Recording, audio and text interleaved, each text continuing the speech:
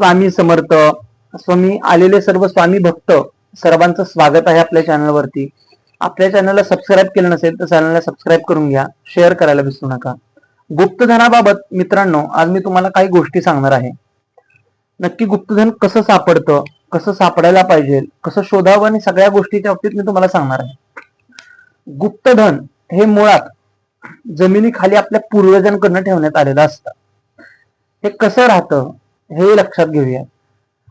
पहिल्या काळामध्ये कसं व्हायचं की राजे महाराजांच्या काळामध्ये प्रत्येकाच्या घरामध्ये काय अशा पहिले बँका वगैरे काही नव्हत्या. पहिल्या काळामध्ये ते काय करायचे, जमिनीखाली ते खड्डा खांदून ते धन पैसा काय असेल तर ते लपून ठेवायचे. दागिने झाले किंवा इतर मौल्यवान वस्तू असे ते जमिनीखाली खांदून ठेवायचे. बऱ्याचदा त्यांच्या लक्षात येत नसे की कुठल्या दिशेला खांदून ठेवलेलं आहे, कुठे खांदलेलं आहे. अशा काय गोष्टी व्हायच्या. त्या पिरियडमध्ये ते धन, तो पैसा, ते नाणे ते तसेच तिथे राहायचे आणि शोधायचा प्रयत्न करायचे तर त्यांना सापडत नव्हते. काही जणांना सापडायचे, काही जणांना सापडत नसायचे.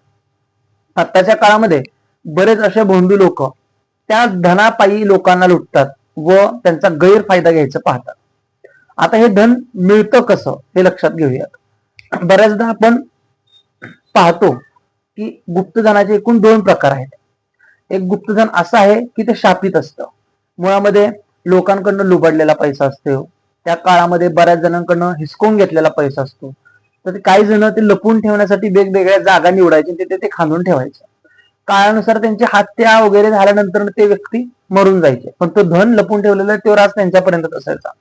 अशा काही काळानंतर, काही वर्षानंतर हे धन शोधलं जातं वेगवेगळ्या पद्धतीने, कारण की त्यांचा जीव त्या धनामध्ये अडकलेला असतो. त्यामुळे आत्मा त्यांचा तिथेच भटकत राहतो. आणि काही असे तंत्रविद्या आहेत जे खरोखर तंत्रविद्येने हे धन काढलं जातं, पण ते खूप दुर्मिळ असं आहे. ही विद्या खूप दुर्मिळ अशी आहे. बऱ्याचदा धनावरती वेगवेगळ्या योनींचा सुद्धा प्रभाव राहतो. योनींचा प्रभाव म्हणजे प्रेत, पिशाच, नकारात्मक ऊर्जा आपण ज्यांना म्हणतो, त्यांचा सुद्धा त्याच्यावरती समावेश असतो. आणि आपण ते काढायचा प्रयत्न केला तर त्याचा आपल्याला त्रास देखील भरपूर प्रमाणात होतो. ते निघणार नाही. ते निघण्यासाठी एक दिव्य व्यक्ती लागते, ज्याला साधना झालेली आहे, ज्याची सिद्धी झालेली आहे, ज्याच्याकडे वेगवेगळे मंत्र, तंत्र, कर्म आहेत, ती व्यक्ती लागते. आणि मुळामध्ये धन हे स्वतःहून आपल्याकडे आलं तर ठीक आहे, पण आपण बळजबरी त्याला कुठल्या तंत्रविद्येच्या काढण्याचा प्रयत्न आपण करू नये. कारण की आताच्या काळामध्ये एकदम परफेक्ट असं तांत्रिक ह्या जगामध्ये कुठलाही कोणीही नाही. आणि तंत्रविद्या सुद्धा क्वचित कुणाकडे तरी आहे. बाकी सगळ्या अंधविश्वास आणि अंधश्रद्धाच आहे. त्यामुळे लक्षात घ्या. दुसरी गोष्ट, जे धन काढलं जातं, हे धन काढलं जातं हे नशिबाने आपल्याकडे येतं. एखादं धन आपल्या नशिबात लिहिलेलं असेल तर ते स्वतःहून आपल्याकडे येतं. आपल्याला रात्री झोपल्यानंतर आवाज दिल्यासारखा होतो, पैंजणांचा आवाज येतो किंवा नाण्यांचा आवाज आपल्या कानावरती पडतो.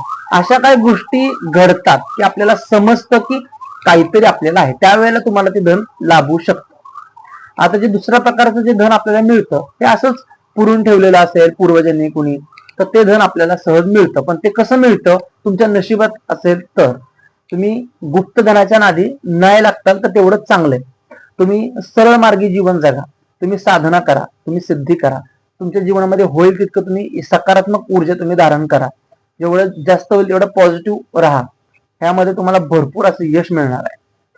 मित्रांनो, तुम्ही जर का कोणती साधना केली, म्हणजे कालभैरव साधना असो, सुवर्ण भैरव साधना असो, बटुक भैरव साधना असो, कोणत्याही भैरवाची साधना जर तुम्ही केली तर तुमच्याकडे प्रचंड शक्ती तयार होते.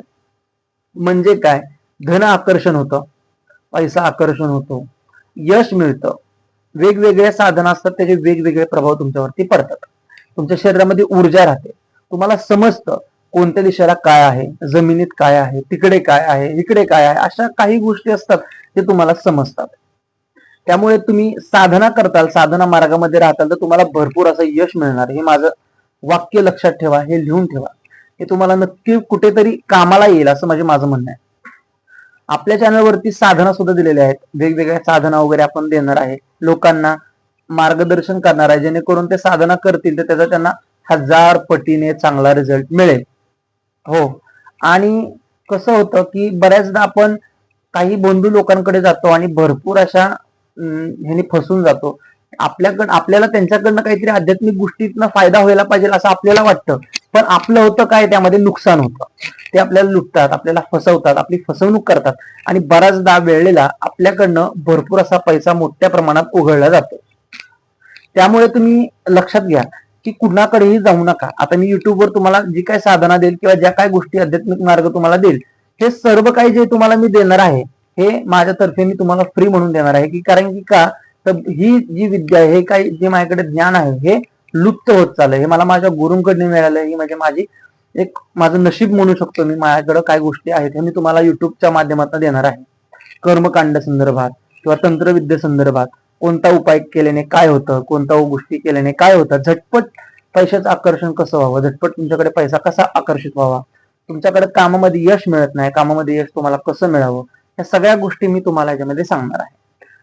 फक्त तुम्ही फोकस दिला पाहिजे, साधना व्यवस्थित केली पाहिजे, सगळ्या गोष्टींचं तुम्हाला त्यामध्ये सांगावा केला जाईल, सगळ्या गोष्टी सांगितल्या जातील, मंत्र दिले जातील, साधना दिल्या जातील.